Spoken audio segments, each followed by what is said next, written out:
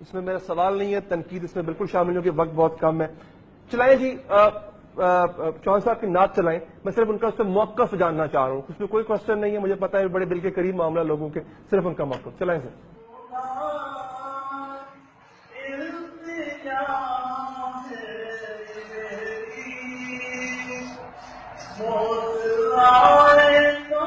چوہان صاحب نعت بہت خوبصورت پڑھتے ہیں، اس میں کوئی شک نہیں۔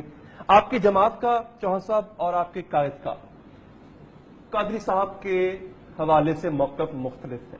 میں آپ سے، آپ کا موقف صرف اور صرف موقف کیا ہے آپ کا؟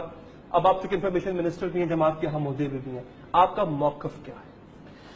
دیکھو، میرا موقف، میری جماعت کا موقف 100% ایک ہے۔ موقف یہ ہے کہ ممتاز قادری صاحب نے ملک کا قانون ہاتھ میں لیا اور ملک کے قانون نے اس قانون کے مطابق ان کو سزا دی، بالکل ٹھیک دی۔ اللہ کا قانون کیا ہے وہ مجھے بھی نہیں پتا، وہ آپ کو بھی نہیں پتا۔ اللہ کا قانون کے خراج عقیدت پیش کرنا، میں اس پہ سن لو نا، میں بات کی ہے، یہ آؤٹ آف کنٹیکسٹ تھی، بالکل ٹھیک ہے نا۔ میں ذاتی طور پہ کہوں گا تو یہ آپ نے بہت اچھی یہ پریکٹس نہیں کی، لیکن آپ نے پوچھا نا، سن لینا میں موقع بتا دیا ہے۔ ملک کے قانون کے مطابق جرم کیا ہے، کسی کو رائٹ حاصل نہیں ہے کہ آپ اپنے ہاتھ میں قانون لیں۔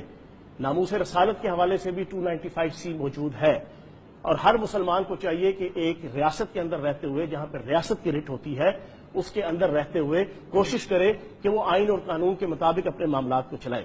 اللہ کا جو قانون ہے وہ اللہ کو پتا ہے۔ اللہ نے کہا انما الاعمال بالنیات، اپنے جناب نبی پاک صلی اللہ علیہ وسلم کے صدقے سے انہوں نے ہمیں یہ میسج دیا ان کی حدیث کے ذریعے سے کہ اعمال کا دار و مدار نیتوں کے اوپر ہے۔ اللہ پاک نے نیت کی بنیاد پہ جو ہے وہ اس کو جو سزا دینی ہے یا جزا دینی ہے وہ اللہ پاک نے دینی ہے۔